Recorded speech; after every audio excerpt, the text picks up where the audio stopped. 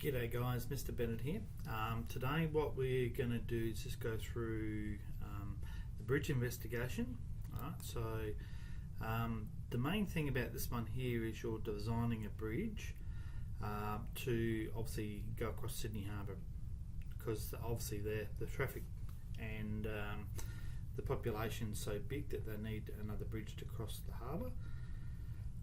Sort of things that you'll need to consider will be, does this bridge become a bit of a landmark, a little bit like the Sydney Harbour Bridge? You know, it's sort of well known around the world, and so you can design this so it's actually something like it's a bit of a tourist mecca. So it might have things like a walkway for pedestrians, it might have a bridge climb, it might do things like bungee jumping, or a giant swing. So you know, you're just going to build it, but you're also going to make it a bit of a landmark tourist type thing, which I think is, you know, sort of allows you to do a few extra things with this assignment.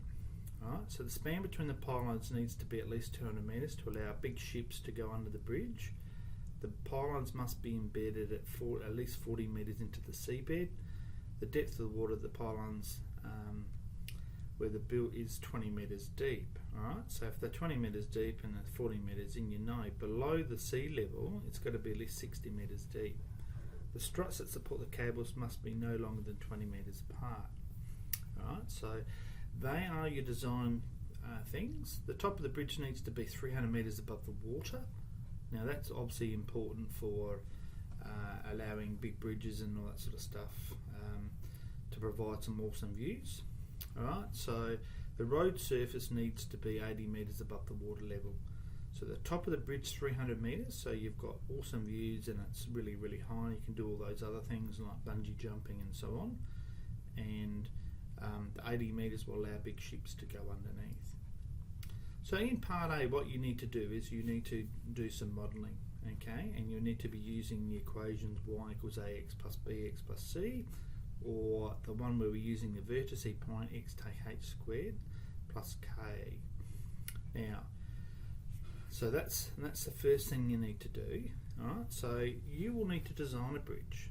Okay, so if you're designing the bridge, it will be up to you to make how it looks. So you could do it like another Sydney Harbour Bridge, or you could do the Golden Gate type bridge.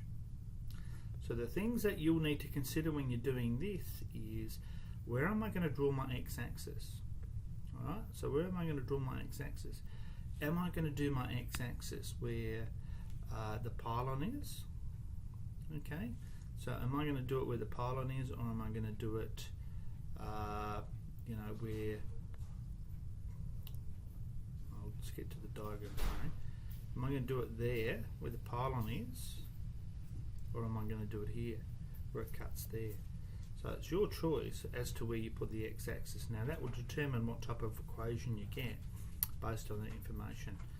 Now I'm prepared to help you a little bit with that, but that's really the part C of the question, you know, in terms on that help sheet. So it's really using that form. So in the second part of this, you need to investigate the pylon length that's required.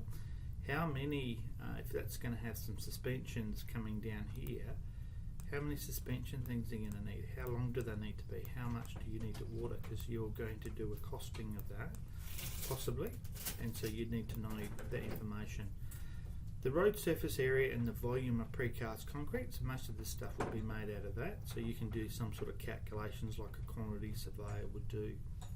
And then, when obviously you're looking for an A in this investigation, you need to be looking at things like the overall analysis. So what sort of limitations have we got here that you haven't really taken into account, or what are real life situations that you need to do? Could you suggest some improvements to this? Could you suggest some improvements to your design that you, after doing the investigation, you found out, oh wow, that's I could have done that better. What could you do to minimise the cost of construction? So is there a max min top scenario here? Alright. And And then looking at this dot point here, which I think is really important, discuss the factors that an engineer need to consider when designing and constructing the bridge. So would they need to look at the ground around there? You know, does the sort of ground type make a big difference to the type of construction that they need to do? Alright, so this is a very open-ended investigation in lots of ways, which allows you to sort of go off a bit of a tangent and make your own design. And again, I won't go through these dot points, but if you're looking at the dot points in here, they sort of help you understand what you need to do to try and get an A in this investigation.